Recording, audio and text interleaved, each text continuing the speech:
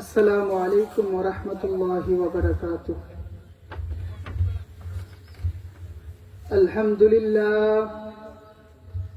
আলহামদুলিল্লাহ নাহমাদুহু ওয়া নাস্তাঈনুহু ওয়া নাস্তাগফিরুহু ওয়া নু'মিনু বিহি ওয়া নাতাওয়াক্কালু আলাইহি ওয়া নাউযু বিল্লাহি মিন শুরুরি আনফুসিনা ওয়া মিন সাইয়্যাতি আ'মালিনা। من يهده الله فلا مضل له ومن يضلله فلا هادي له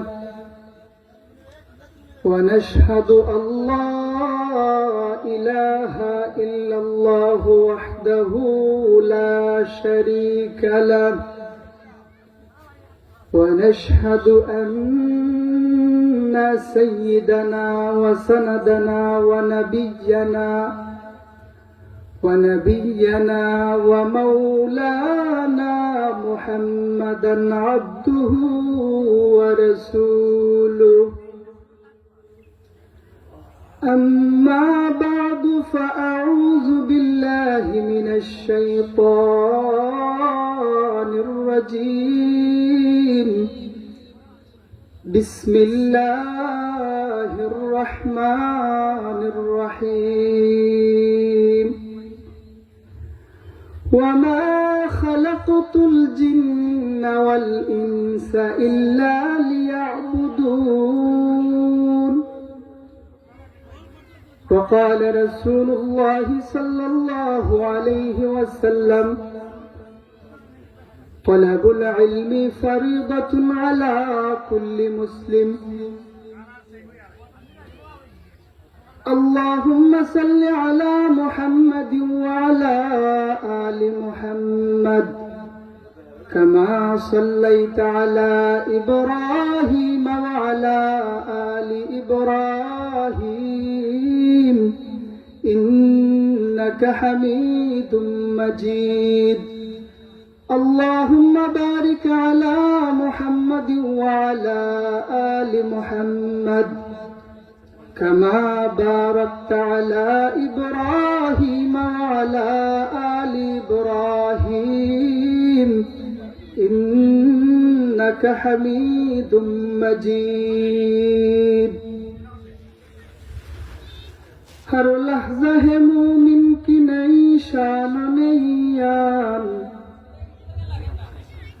हर लहज़ा है मोमिन की नई शान नैयान। गुफ्तार में किरदार में अल्लाह की बुरहान, गुफ्तार में किरदार में अल्लाह की बुरहान। क़हारी गफ़्फ़ारी क़ुद्दूसी जबरूत, क़हारी गफ़्फ़ारी क़ुद्दूसी जबरूत। ये चारों अनासिर हत बनता है मुसलमान, ये चारों अनासिर हत बनता है मुसलमान। हमसाया जिब्रील अमी बंदाए खाकी, हमसाया जिब्रील अमी बंदाए खाकी। है उसका नशीमन न बुखारा न बदख्शान, है उसका नशीमन न बुखारा न बदख्शान। ये राज किसी को नहीं मालूम के मोमिन, ये राज किसी को नहीं मालूम के मोमिन। कारी नजर आता है हकीकत में ये कुरान, कारी नजर आता है हकीकत में ये कुरान। अल्हम्दुलिल्लाह। বৃহত্তর বালাগঞ্জের অন্তর্গত ঐতিহ্যবাহী দ্বীনী সংগঠন হামসাপুর ইজহার হক ইসলামী যুব সংঘের উদ্যোগে আয়োজিত 14তম বার্ষিক তাফসীরুল কুরআন মাহফিলের চলমান অধিবেশনের সম্মানিত সভাপতি মুফাসসির কুরআন হযরত মাওলানা জুনাইদ আহমদ হামসাপুরি হুজুর দামাত বারকাতুহুম, উপস্থিত মুহতারাম হাজিরিন মজলিস, আমি আপনাদের সামনে মহাগ্রন্থ আল কোরআনের একটা আয়াত তেলাওয়াত করেছি। যদি দিদারে এলাহি শামিলে হাল হন তাহলে অল্প কিছুক্ষণ আপনাদের সামনে আলোচনা করার চেষ্টা করব। ওয়া মা তৌফিক ইল্লা বিল্লাহ। তেলাওয়াতকৃত আয়াতে মহান আল্লাহ রাব্বুল ইজ্জত ওয়াল জালাল বলেন, ওয়া মা খালাকাতুল জিন্না ওয়াল ইনসা ইল্লা লিয়াবুদুন। আমি জিন এবং মানুষকে সৃষ্টি করেছি আমার ইবাদত করার জন্য।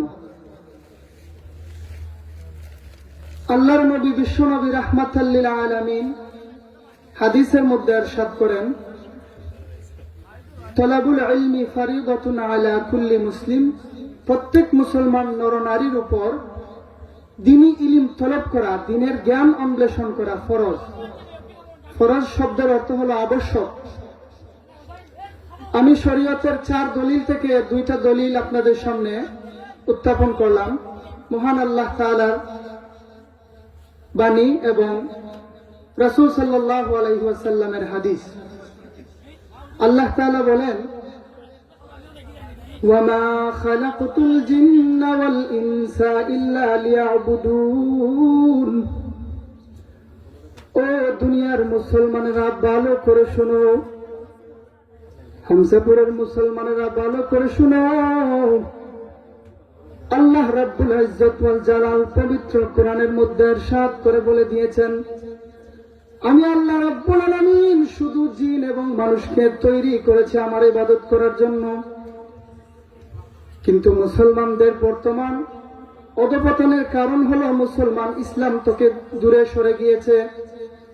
এজন্যই তো আল্লাহর নবী বিশ্বনবী রাহমাতাল লিল আলামিন বললেন, তলাবুল ইলমি ফরিদাতুন আলা কুল্লি মুসলিম। প্রত্যেক মুসলমান নরনারীর উপর নামাজ পড়া ফরজ।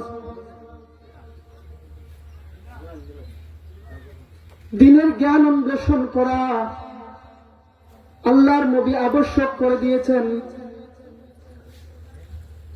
আমরা বিশ্বনবী রাহমাতাল লিল আলামিন, বিশ্বনবী রাহমাতাল লিল আলামিন ওনার হাদিসের মধ্যে অনেক কিছু ইরশাদ করে দিয়েছেন। ইরশাদ করে বলেন, আউয়ালু মা ইউহাসাবু বিহিল আবদু ইয়াউমাল কিয়ামাতিস সালাম। কিয়ামতের কঠিন ময়দানে সর্বপ্রথম আল্লাহ তাআলা বান্দার কাছ থেকে নামাজের হিসাব চাইবেন। আমি আপনাদের সামনে আল্লাহ রাব্বুল আলামিন বিশ্বনবী রাহমাতাল লিল আলামিনকে কি পরিমাণ মর্যাদা দিবেন একটা দৃষ্টান্ত দিয়ে আমার আলোচনা শেষ করব। ইসরাফিল আলাইহিস সালাম যখন সিংহায় ফু দিবেন তখন সবকিছু ধ্বংস হয়ে যাবে। সবকিছু ধ্বংস হয়ে যাবার পর আল্লাহ তাআলা জিবরাইল আর ইসরাফিল আলাইহিস সালাতু ওয়াস সালামকে বলবেন, যাও আমার বন্ধু হযরত মুহাম্মদ মুস্তাফা সাল্লাল্লাহু আলাইহি সাল্লামকে ওনার রওজা শরীফ থেকে নিয়ে উঠাও। তখন জিবরাইল আলাইহিস সালাম আল্লাহ তাআলাকে বলবে, প্রভু, দুনিয়ায় থাকতে তো আমরা সবকিছু চিনতাম, বাংলাদেশ চিনতাম, ভারত চিনতাম, পাকিস্তান চিনতাম, সৌদি আরব চিনতাম, কিন্তু ইসরাফিলের সিংহায় ফু দেওয়ার কারণে সব এখন সমান। আমরা আপনার বন্ধুকে কোন জায়গায় গিয়ে ডাকবো, আমাদেরকে একটু জায়গাটা বলে দেন। তখন আল্লাহ রাব্বুল ইজ্জত বলবেন, হে আমার জিবরাইল, হে ইসরাফিল, তোমরা দুজন আমার বন্ধুর রওজা শরীফে যাইয়া ওনারে ডাক দাও। কোন জায়গায় তোমরা যাই আমার বন্ধুরে ডাক দিবে।